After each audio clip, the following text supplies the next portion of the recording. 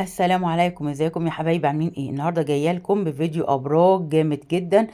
اصحاب الابراج هيبقوا مليونيرات. يلا بينا نشوف الابراج دي. اصحاب هذه الابراج هيبقوا مليونيرات عالم الفلك الحائز على جائزة نوبل. كيب ثوران يكشف هوية ملوك الابراج. من المرجح ان يكون مواليد برج الاسد ثروة كبيرة، بيحققوا ثروة كبيرة طال انتظارها، كما أن ثقتهم بأنفسهم وتصميمهم يدفعهم نحو تحقيق أهدافهم، ما يمكنهم من التغلب على العقوبات واغتنام الفرص.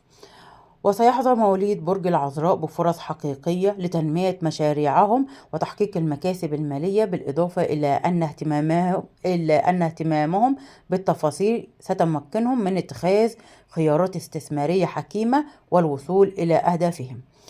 وسيحظى مواليد برج العذراء بفرص حقيقية لتنمية مشاريعهم وتحقيق المكاسب المالية، بالإضافة إلى أن اهتمامهم بالتفاصيل ستمكنهم من اتخاذ خيارات استثمارية حكيمة والوصول إلى أهدافهم.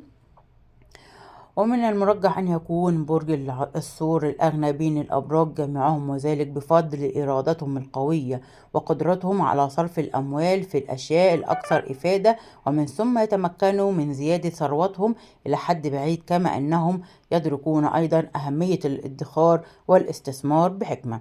وبكده يا حبايبي يكون ده الفيديو بتاعنا.